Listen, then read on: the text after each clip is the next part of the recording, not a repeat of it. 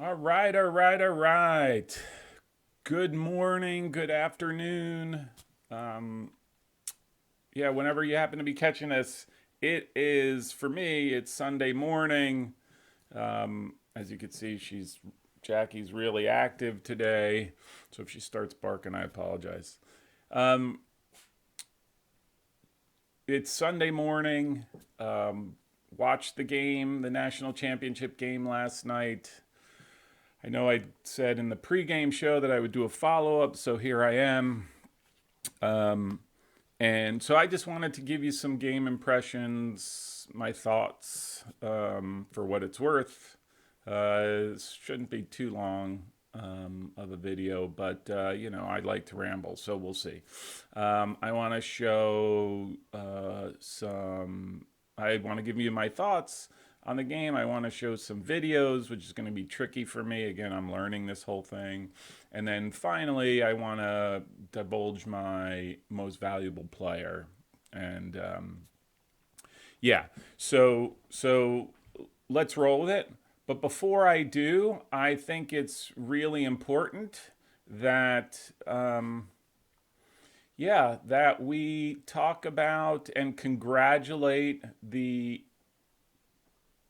Connecticut College men's soccer team for being the 2021 D3 national champions.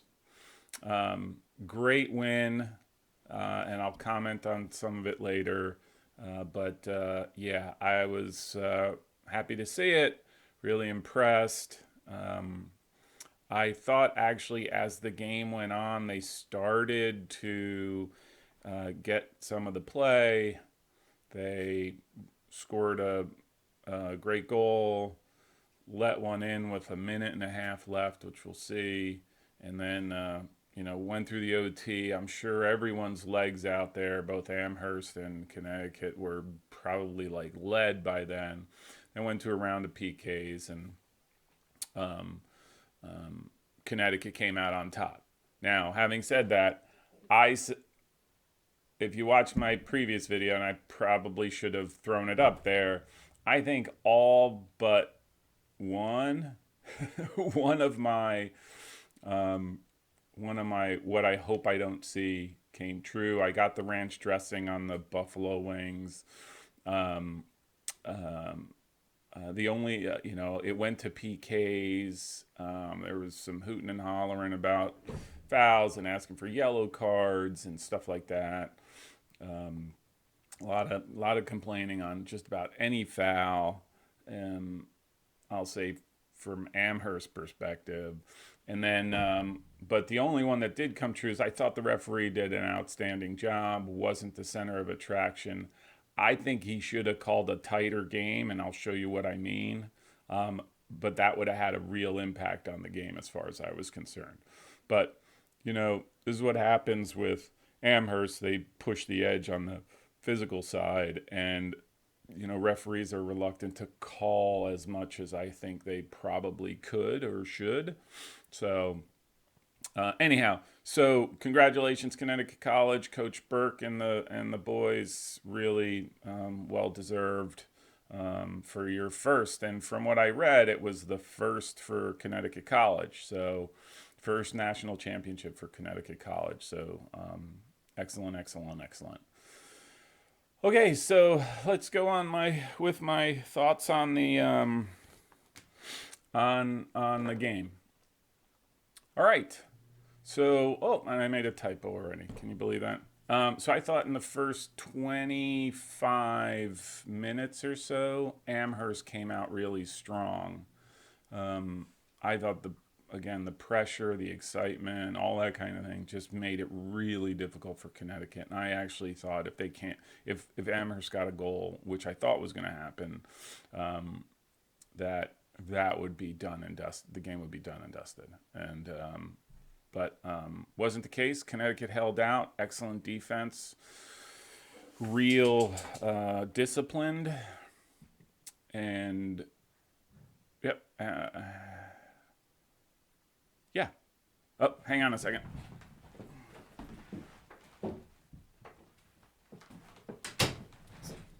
Sorry, forgot to close my office door. Got some rambunctious people out there. So, okay. I thought as the 25 minutes waned, I really thought Amherst started to really see the physical effects of chasing, of really pressing, and what they did last or Friday night and then tonight or last night. It really wore on them, and I'll talk about that in a little bit. But yeah, I thought Connecticut grew into the game. There were stretches where they really moved the ball and made Amherst chase, and I thought that was the biggest, um, the what really put Connecticut really in a position to sort of, I'll say, dominate or win this game, and is that they it was the one time where I thought that they were doing a little bit of more of the imposing of the game than I think Amherst does by destroying Connecticut's game. But I just don't think Amherst had the stamina and the legs after a while to actually go after it the way they like to. Um, I thought, and I'll show you this on some of the videos. Honestly, I think the ref was really permissive. Some things he called, which I would have been like, oh, those are the plays I would let play. Um, but there were other things that I thought were, you just want to stop just because it's somewhat reckless. There are what I think is, especially on the corners, which you'll see, I think he could have easily called penalty kicks if he wanted to, because it was, on the first goal, I thought could have been a penalty kick on one in the plays in OT, which I'll show you to demonstrate it. And then my thing is too is that this stuff is coached, because you see multiple players doing the same thing, and why it's allowed to get away. They're allowed to get away with it. I don't know. To me, that's not jostling, and that's not that's just a foul. So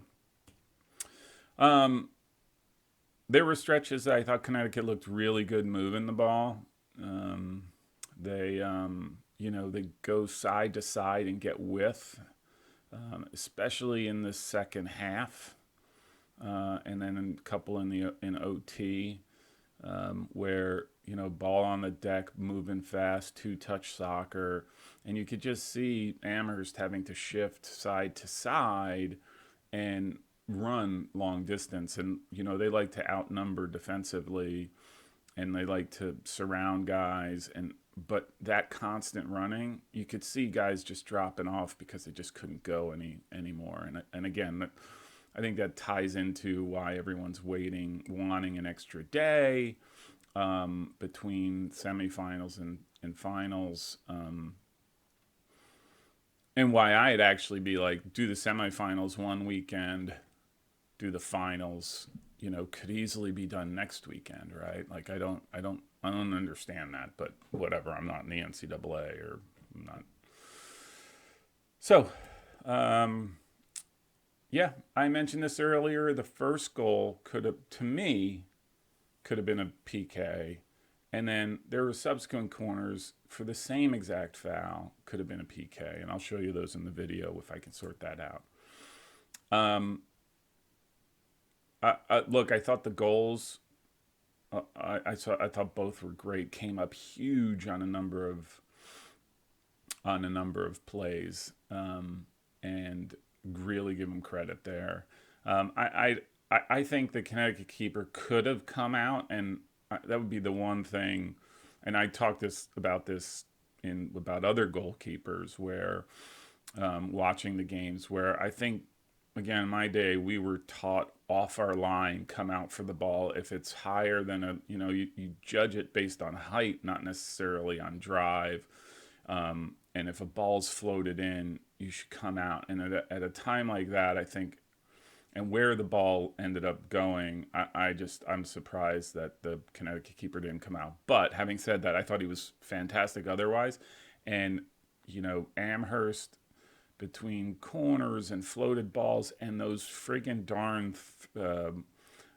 throw-ins by number 5, or those flip throws by number 5.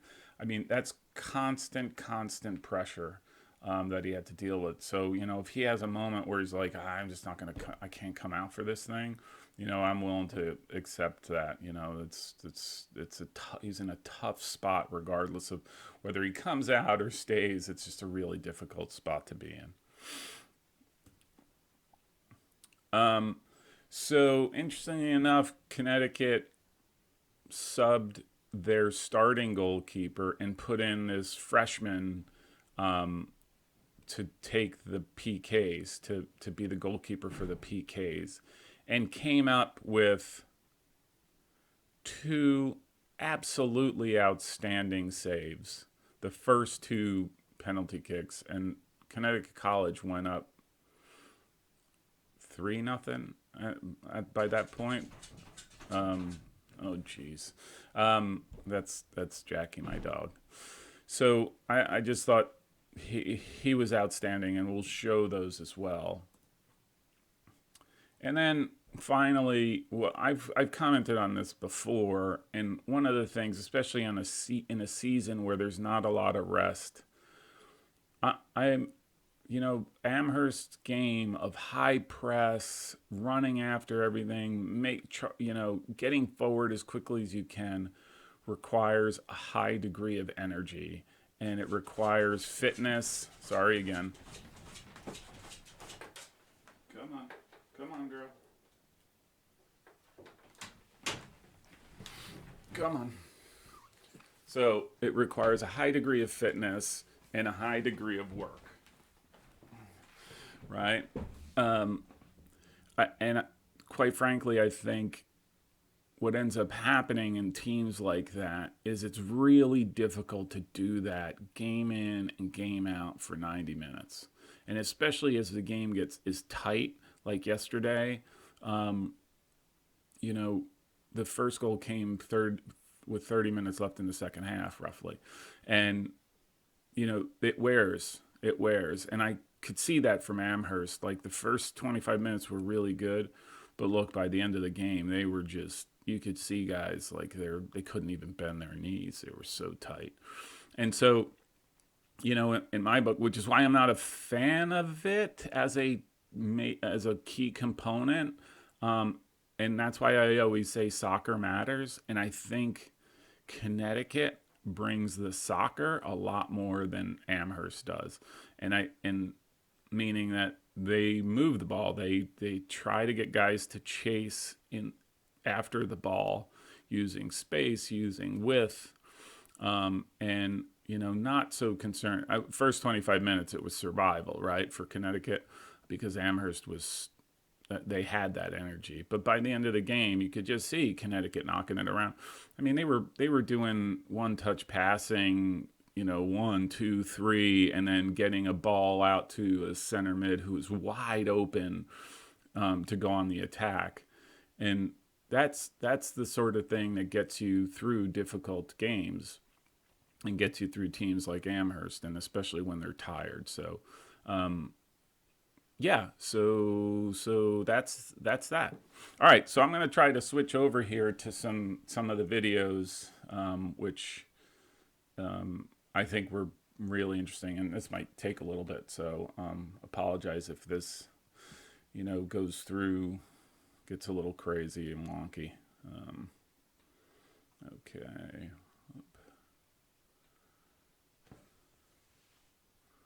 All right. Let's go here.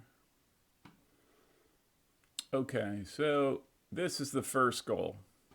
Giron's taking the kick with 31 minutes as we got another stoppage to have a conversation about the decorum on the goal line with a play. Yeah, this is almost every single one of them. This is the thing that I'm trying to resolve, is how you deal with being a little guys more demonstrative around now with his on warnings. Corner kicks and throw-ins. It's driving me nuts. But anyhow. 31:03 now on the clock.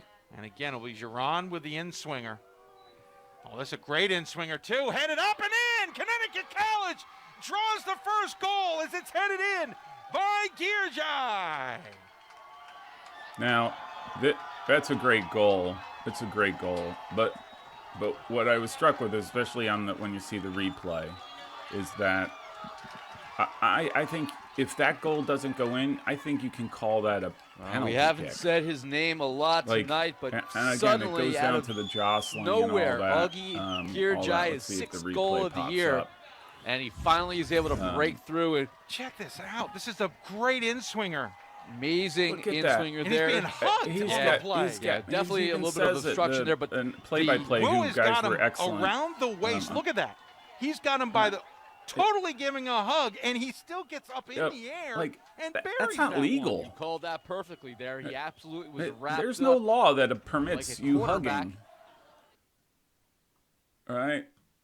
So and I thought, okay, it's the one, but that's coached. That is coached. And when I realized, and again, there's a lot of things that are coached here that I kind of surprised me, but there's no other way to explain it. And how they get away with it, I don't know. Because this play is in the second OT. And again, I thought it should have been to me, it's a blatant penalty kick. And I'm surprised because the referee has the angle. So I'm pretty sure. Watch this one. It's your own opportunity. Wow, that was off the back of the head of Cerizio. Yeah, Cerizio got up for that. And again, this is the other thing. Look at the keeper saying something. That was Jack Kasaglu. I'm not sure why. Look at him wrap his arm. About hang on a second. You can see it here, wrapped here, and then wrapped on number 16. Oh, you're a pain. Go ahead. Right, you could just see him wrapped, and on Kasaglu, you could see him being pulled. Kicks.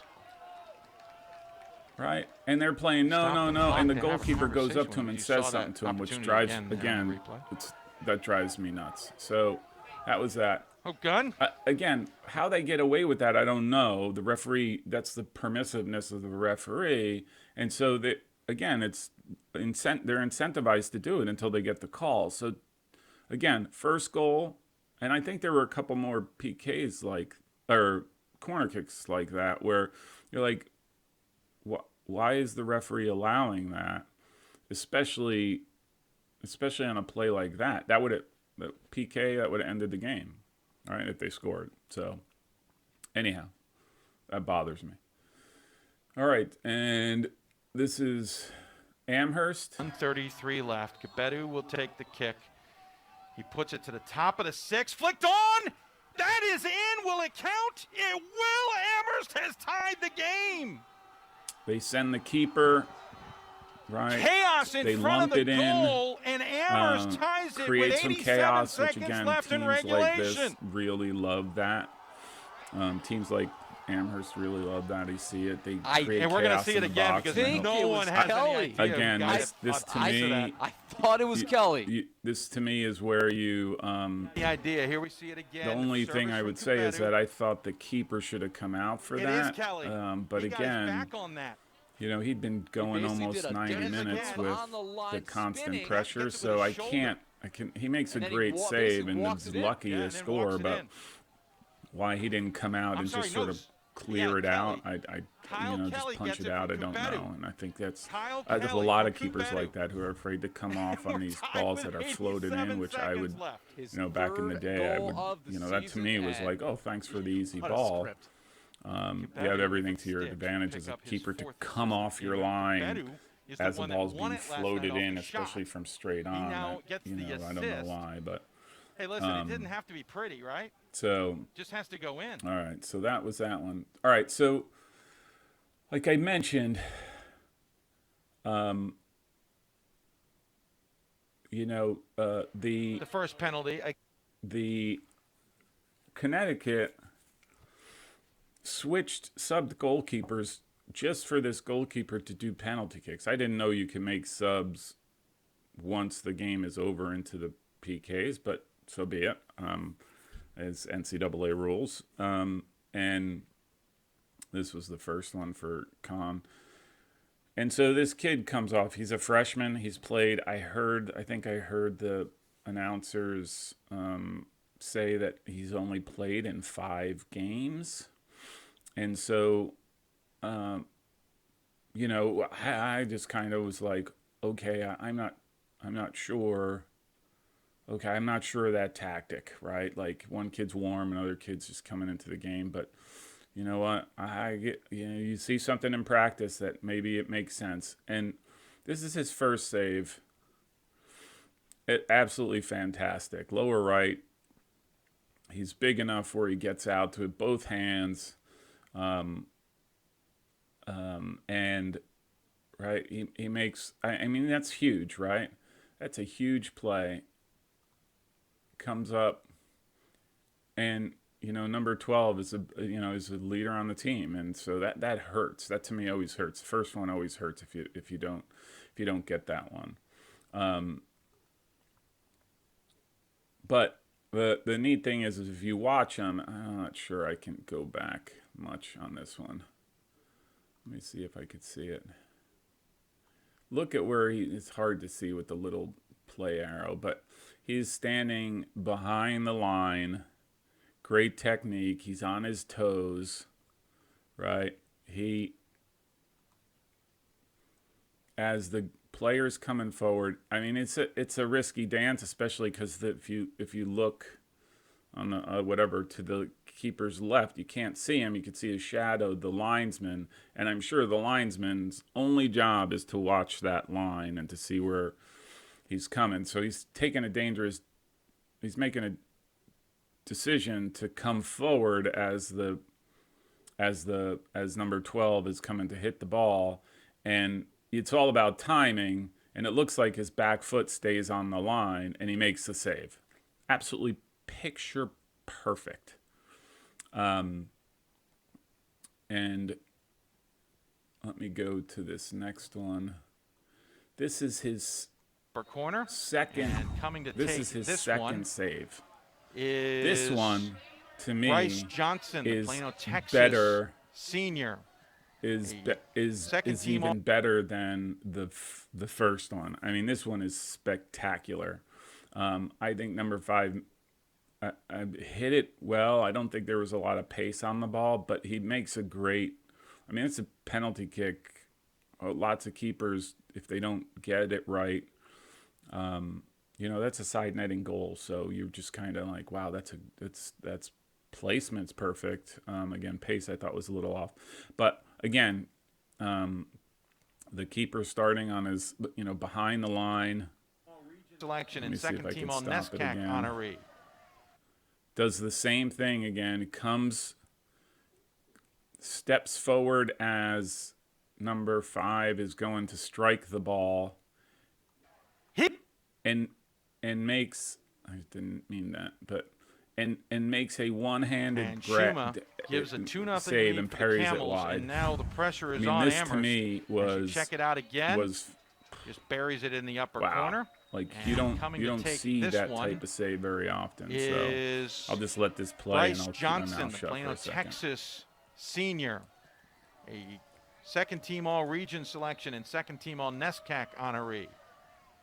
He goes to the same side as Sylvester, comes up big again.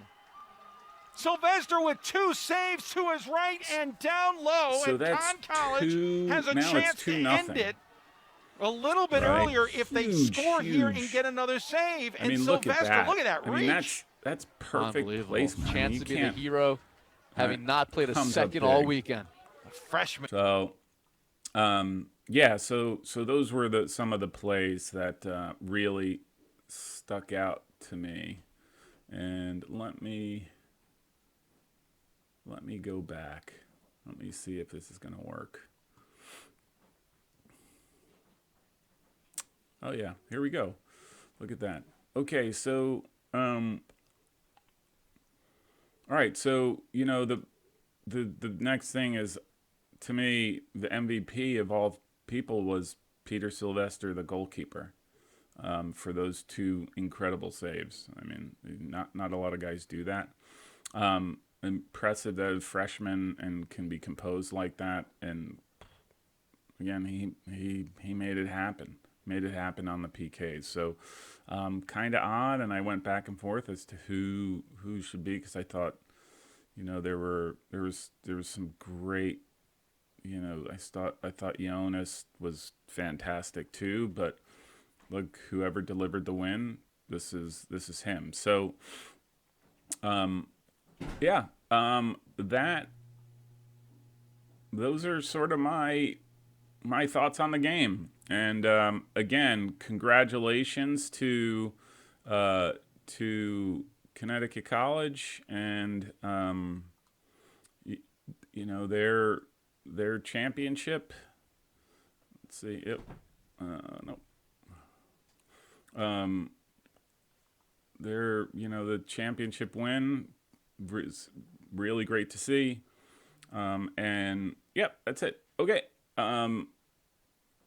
Like I said yesterday, I'm gonna be doing a team at some point. Hopefully within the next week. But all right, thanks a lot. Appreciate it. Oh, and if you get a chance, let me see. If you get a chance, if you haven't seen this, hang on a second. If you haven't seen, where is that? There it is. And I keep talking about it. Make sure you get to d3soccer.com. I have some game notes that I always show if you go to the message boards and you look under game notes. That's sort of a place where I post all my notes. And there are my game notes that are a little bit more detailed. So by all means, register. Hopefully you'll learn a lot. And okay. Thanks all. Have a great Sunday, great week, and I will see you on the next time with my team. All right. See ya.